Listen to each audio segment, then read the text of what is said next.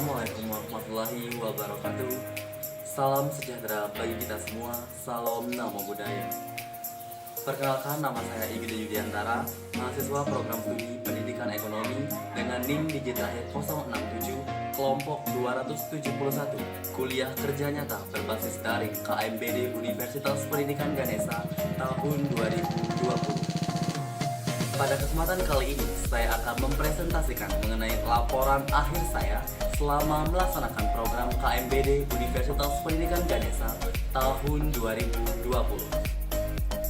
Baik, sebelum lanjut, izinkan saya untuk memaparkan sedikit mengenai COVID-19 dalam dunia pendidikan.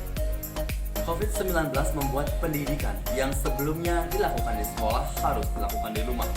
Namun, hal itu menimbulkan banyak sekali permasalahan yang harus mereka hadapi. Baik, berikut adalah 6 permasalahan yang dihadapi oleh masyarakat sasaran dan masyarakat pada umumnya ketika belajar online di rumah. Yang pertama adalah kurangnya pemahaman materi yang dirasakan oleh siswa. Yang kedua adalah pembelajaran yang monoton terkadang membuat siswa tidak bersemangat. Mengapa demikian? Karena guru hanya mengirimkan tugas dan tugas saja kepada siswa tanpa memberikan materi. Yang ketiga adalah siswa terkadang kurang fokus dalam belajar karena sering tergoda oleh game online. Apalagi ketika game online tersebut berada di HP yang sama, maka siswa tersebut tidak akan fokus untuk mengikuti pelajaran online. Permasalahan yang keempat adalah siswa kali ini tidak berinteraksi langsung dengan guru sehingga menurut siswa pembelajaran itu tidak penting. Dan yang kelima adalah jadwal pelajaran yang tidak terjadwal dengan baik membuat siswa sering mengulur waktu. Dan yang terakhir adalah tidak adanya reward atau penghargaan yang diberikan oleh siswa untuk meningkatkan semangat belajar siswa. Mengapa demikian? Karena sebelumnya pembelajaran yang dilakukan di sekolah itu sering diberikan reward. Walaupun hanya sebuah tepuk tangan, ujian itu akan membangkitkan semangat siswa. Namun ketika pembelajaran di rumah, hal itu tidak terjadi lagi. Malahan siswa tersebut merasa bosan dan tidak bersemangat dalam mengikuti pembelajaran. Nah, permasalahan yang dihadapi oleh masyarakat sasaran dan masyarakat pada umumnya juga didukung oleh data yang relevan. Menurut oknews.com menyatakan bahwa sulitnya belajar di tengah pandemi COVID-19 ini sangat banyak sekali faktor yang mempengaruhi sulitnya belajar. Apalagi ketika orang tua tidak sering berada di rumah bersama anak tersebut, itu tentu saja akan membuat anak tersebut merasakan bosan dan malas dalam mengikuti pembelajaran online. Oke teman-teman semua, melihat tadi permasalahan yang dihadapi oleh masyarakat sasaran dan masyarakat pada umumnya, saya, mahasiswa Universitas Pendidikan Ganesha, memberikan sebuah solusi sebagai alternatif pembelajaran online di tengah pandemi COVID-19. Ya, benar sekali. Solusi yang saya tawarkan adalah pembelajaran online berbasis BSB dengan media aplikasi Rumah Belajar. Apa sih BSB? BSB adalah belajar sambil bermain, yang artinya ketika siswa tersebut sedang belajar, siswa tersebut juga perlu bermain, namun bermain dalam konotasi positif. Misalnya, ketika siswa tersebut belajar berhitung, itu bisa sambil bernyanyi untuk membangkitkan semangat siswa tersebut. Oke, adapun tujuan dari pembelajaran online berbasis BSB dengan media aplikasi Rumah Belajar, yaitu adalah perlu kita ketahui bersama sebelumnya bahwa aplikasi Rumah Belajar adalah aplikasi bimbingan belajar online yang diberi nama oleh Kementerian Pendidikan dan Kebudayaan. Aplikasi ini dirilis pada tanggal 23 November 2019. Adapun tujuan dari aplikasi Rumah Belajar ini adalah sebagai inovasi pembelajaran di era revolusi industri 4.0. Dan pada pandemi COVID-19 ini, aplikasi ini adalah sebagai bahan referensi untuk menambah pengetahuan kita dalam belajar online. Jadi di dalam pembelajaran online kali ini, kita juga harus benar-benar memanfaatkan teknologi ataupun smartphone yang kita miliki untuk mengakses media-media pembelajaran yang relevan guna mendukung proses pembelajaran online. Oke, jadi dalam melaksanakan program tentu saja ada tujuan serta target yang harus kita hasilkan dari program yang akan kita jalankan. Dalam hal ini, dalam program yang saya buat ini ada 2 target yang harus dihasilkan setelah mempelajari ataupun menggunakan serta menjalankan program ini. Yang pertama adalah dengan adanya program ini tentu saja masyarakat sasaran bisa belajar online di rumah dengan baik ketika menggunakan aplikasi Rumah Belajar sebagai bahan referensi dalam pembelajaran online. Yang kedua adalah masyarakat sasaran bisa menerapkan tips serta cara bagaimana cara menerapkan pembelajaran yang menyenangkan serta tidak membuat rasa bosan di rumah sesuai dengan kebutuhan masing-masing dari si siswa tersebut. Oke semuanya, jadi dalam melaksanakan program ini tentu saja ada tahapan-tahapan yang harus dilalui, mulai dari pembuatan grup WA sampai dengan evaluasi terkait program yang telah dilaksanakan. Nah, berikut adalah tahapan-tahapan yang dilakukan dalam melaksanakan program kuliah kerja nyata berbasis daring Universitas Pendidikan Ganesha tahun 2020. Yang pertama adalah pembuatan grup WhatsApp. Pada tanggal 6 Juli tahun 2020, kegiatan yang dilakukan adalah pembuatan grup WhatsApp. Adapun tujuan dari pembuatan grup WhatsApp ini adalah untuk memudahkan berkomunikasi serta berkoordinasi dengan masyarakat sasaran. Nah, dalam hal apa? Yang pertama dalam hal pelaksanaan program kerja, dan yang kedua adalah memberikan motivasi dan dorongan. Dalam pandemi COVID-19 ini, kita harus memberikan dorongan serta motivasi kepada siswa yang lagi belajar online di rumah agar mereka tetap bersemangat dan terdorong untuk terus belajar. Nah, berikut adalah bukti kegiatan pada tanggal 6 Juli 2020, yaitu melakukan pembuatan grup WA, dan berikut adalah contoh dari yang diupload di blog pada SIM KKN. Kegiatan selanjutnya yaitu pada tanggal 10 Juli tahun 2020, yaitu kegiatan tersebut adalah melakukan sosialisasi kepada masyarakat sasaran. Sosialisasi adalah memberikan sebuah pemahaman serta informasi kepada masyarakat sasaran dalam melaksanakan program kerja selanjutnya. Apa sih yang disosialisasikan dalam hal ini? Dalam hal ini saya mensosialisasikan 3 hal. Yang pertama adalah tujuan dari pembelajaran online berbasis BSB dengan media aplikasi Rumah Belajar. Yang kedua adalah mengenai target yang dihasilkan ketika belajar online menggunakan aplikasi Rumah Belajar. Dan yang ketiga adalah metode apa yang nanti digunakan dalam pembelajaran online berbasis BSB dengan media aplikasi Rumah Belajar. Tujuan dari sosialisasi ini adalah memberikan sebuah pemahaman serta informasi kepada masyarakat sasaran dalam melaksanakan program nantinya, sehingga tidak terjadi miscommunication antara si pempunya program dengan si pelaksana program. Dalam hal ini adalah si masyarakat sasaran tersebut, sehingga nantinya dapat mempenghambat ataupun memperlambat program kerja yang dibuat. Untuk itu sosialisasi ini perlu untuk memperlancar bagaimana program kerja yang telah dibuat sebelumnya.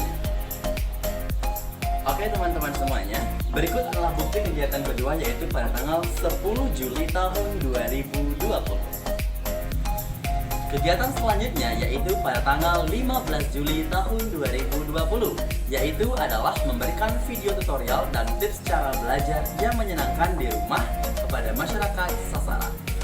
Ada 3 tips menurut saya ketika belajar online di rumah agar tidak bosan serta menyenangkan. Yang pertama adalah orang tua harus menyediakan ruang belajar yang nyaman, menarik bagi anaknya sendiri, karena tempat belajar sangat mempengaruhi tingkat konsentrasi dari anak itu sendiri.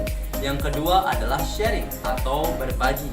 Dalam hal ini, ketika kita belajar di rumah itu sangat perlu sekali melakukan sharing ataupun berbagi, baik itu dengan ibu, dengan bapak, adik-adik kita, ataupun kakak kita, ataupun teman sebaya kita dalam belajar online, tapi tetap memperhatikan protokol kesehatan. Dan yang ketiga adalah menggunakan media aplikasi belajar online.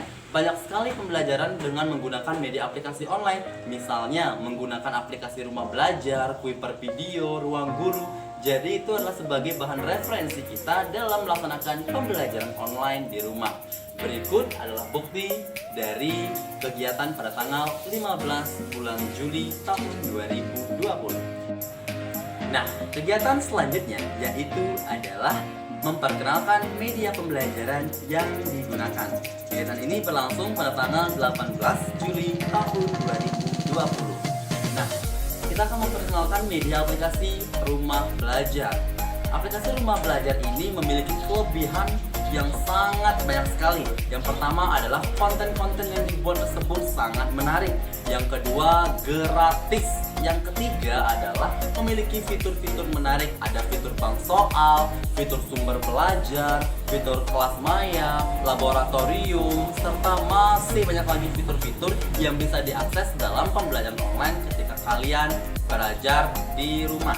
Apa sih lagi kelebihan dari aplikasi rumah belajar ini? Yaitu ketika kalian latihan soal, kalian bisa melihat langsung nilai kalian serta ada pembahasan soalnya. Jadi kalian bisa termotivasi ketika misalnya kalian melaksanakan latihan soal, kalian mendapatkan nilai kecil, namun kalian mencoba lagi dengan pembahasan yang sudah ada, itu akan jauh lebih baik dan meningkatkan semangat kalian dalam belajar. Dan yang tak kalah penting adalah aplikasi ini bisa online dan offline, sehingga kalian bisa mengaksesnya di mana saja. Misalnya kalian lagi berada di luar rumah, tapi kalian bingung nih mau belajar gimana, mau bawa buku ribet. Tapi dengan aplikasi rumah belajar ini kalian bisa belajar di mana saja. Untuk itu media aplikasi ini sangat baik sekali untuk pembelajaran online kalian di rumah. Nah, berikut adalah bukti kegiatan keempat ini, yaitu memperkenalkan media aplikasi rumah belajar yang dilaksanakan pada tanggal 18 bulan Juli tahun 2020. Nah, setelah memperkenalkan media aplikasi rumah belajar, pada kali ini kita akan membahas mengenai salah satu fitur dari aplikasi rumah belajar, yaitu adalah fitur sumber belajar. Berarti kegiatan selanjutnya adalah pemberian materi pembelajaran sesuai dengan fitur pembelajaran yang ada pada aplikasi rumah belajar. Jadi ini dilaksanakan pada tanggal 20 Juli tahun 2020. Adapun materi yang diberikan adalah materi tentang ilmu pengetahuan alam dengan pembahasan sistem gerak manusia dan perubahan sifat wujud benda. Nah, berikut adalah bukti kegiatan pada tanggal 20 Juli tahun 2020. Di sana sudah tertera pengiriman materi dan pemberian video konten dari aplikasi rumah belajar di fitur sumber belajar. Oke teman-teman semua, setelah diberikan sebuah materi, maka selanjutnya adalah memberikan latihan soal sesuai dengan fitur bank soal. Jadi kegiatan keenam ini yaitu adalah pendampingan penggunaan media aplikasi belajar online bagian pertama, yaitu latihan soal.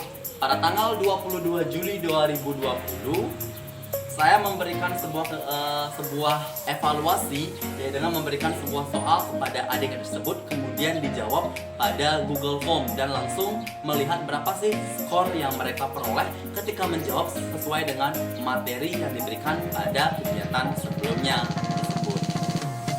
Jadi diberikan sebuah latihan soal ini adalah untuk melihat sebagaimana sih ataupun seberapa sih pemahaman materi mengenai sistem gerak pada manusia, perubahan wujud dan benda, apakah siswa tersebut mampu memahami dengan baik ataupun tidak. Dan saya juga melampirkan pembahasan soal untuk mereka pelajari lagi lebih lanjut bagaimana materi tentang yang saya berikan, serta nilai yang sesuai dengan kemampuan mereka yang sudah mereka dapatkan dalam melakukan tes ataupun latihan yang saya berikan. Dan berikut adalah bukti kegiatan pada tanggal 22 Juli tahun 2020.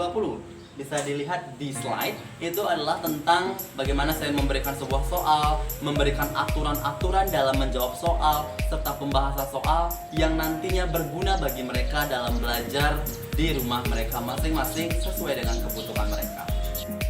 Nah, setelah mereka latihan soal, kegiatan pada ketujuh yaitu adalah pendampingan penggunaan aplikasi rumah belajar bagian 2, yaitu pemanfaatan fitur peta budaya. Ini nih fitur yang paling menarik dan paling membedakan dengan aplikasi belajar online yang lainnya, yaitu fitur peta budaya. Pada fitur peta budaya ini memuat budaya-budaya apa saja yang ada di Indonesia, sehingga wawasan mereka akan lebih luas di sini. Nah, pada kegiatan ini, pada fitur peta budaya ini saya memberikan mereka pemahaman mengenai kebudayaan dari masyarakat Betawi, yaitu adalah ondel-ondel.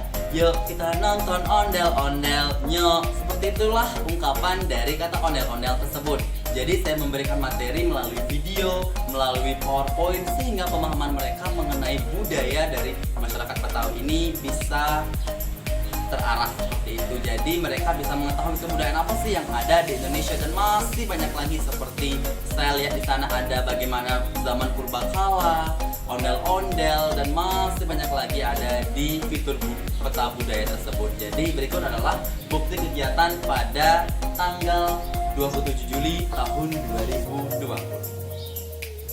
Oke semuanya, kita sudah menuju ke kegiatan ke-8, yaitu pada tanggal 28 Juli 2020, yaitu dengan kegiatan pendampingan penggunaan aplikasi di rumah belajar bagian 3.